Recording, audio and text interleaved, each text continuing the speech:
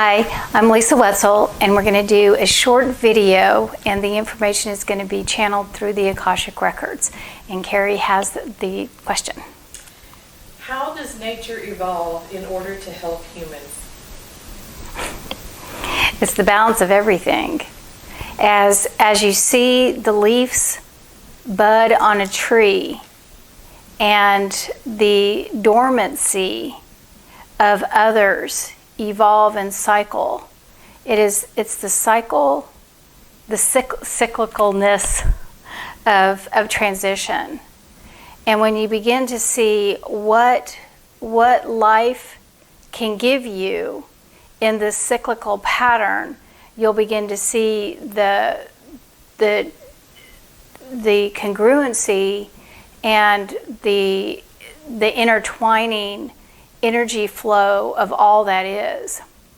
And what I'm seeing is like the energy flow that's going through roots and going through tree trunks. It's the substance and the sustenance of life itself.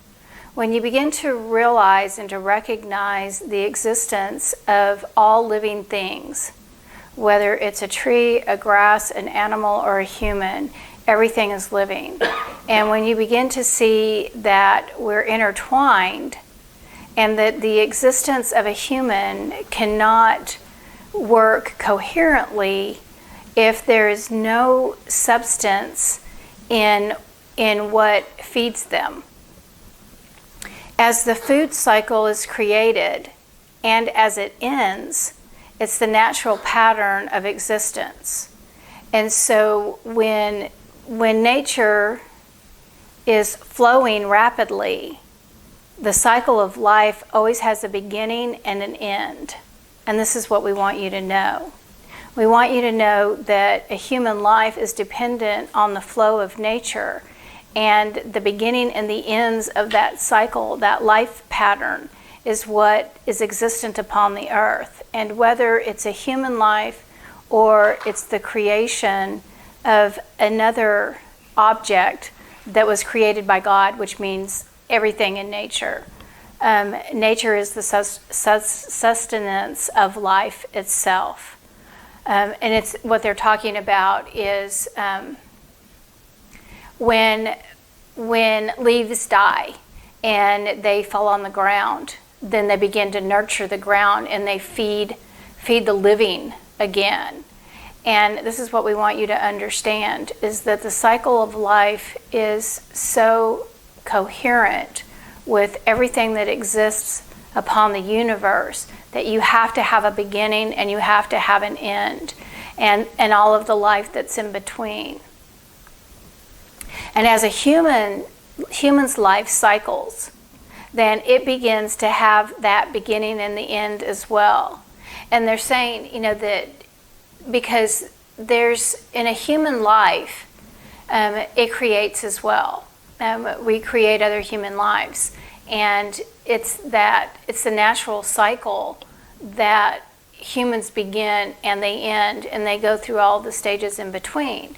And if you begin to look at all forms of nature, whether it's a plant or a tree or an animal, there's always a life cycle in where there was the beginning of something, of a creature or a creation, and it gives birth. It has babies, and whether you look at trees spreading seeds or flowers spreading seeds, it's always creating life. And then at some point, it's going to cycle through, and there's going to be an ending. And this is what we want you to know, is that everything that is living gives, receives, and then is taken away again. But it's how nature works. There's very little that remains upon the earth for the entire lifetime of the earth, except for the earth. Meaning the surface of the earth, which is the crusty core. The rocks and the dirt, the foundation that we walk on. And this is what we want you to know, is that will always be in existence. But the cycle of nature, what you call nature, is going to come and go. But what you do need to recognize is that everything that is living is created to exist. If the living creatures no longer exist upon the earth, then what do you have? You have nothing. You have nothing but a stone. And this is not what we want for you. We want you to all live in abundance. We want you to live in the truth of what we have created. And that is the trees, nature, the gift of life, the beauty of all that surrounds you. And this is what we want you to recognize. The nature that has been created for you to exist upon this earth. And do not destroy this. Do not recognize the significance and the importance of this. As the beauty of your surroundings is eliminated, then you'll be eliminated as well. And what I'm seeing is that the food flow will end. We can't exist without plants and without the other animals, and because there is such a cycle, it's the balance. It's creating harmony, and actually, what I'm seeing is that it even creates the air that we breathe. And if there was no life that was left upon this earth, there would be no air to breathe as well. And what I'm seeing is that it's almost like like you have the earth, and the sky becomes more narrow and narrow and narrow and narrow, more narrow, and the gaseous fumes that exist around us will begin to plume, is what they're saying, and it's like this little explosion, like a mushroom cloud, and it just gets bigger and bigger and bigger, and the toxins will create the new universe, and that's what will take over the breath you breathe. And so what we want you to understand is that as you take life for granted, don't become too complacent in the way that you live and the existence that has been created for you. Basically, what I'm seeing is that we have a tendency to take things for granted. We definitely take the breath that we breathe for granted. We assume that we're always going to be able to breathe clean air, and that we'll always be in existence.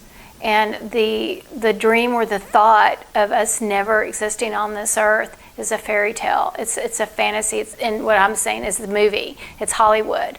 Hollywood only creates those visions, and they're laughing and saying, but if you look back, how many of these Hollywood movies have actually played out? It's not a falsity. It's very likely that this could happen if you humans don't take control and recognize how precious each life is upon this earth.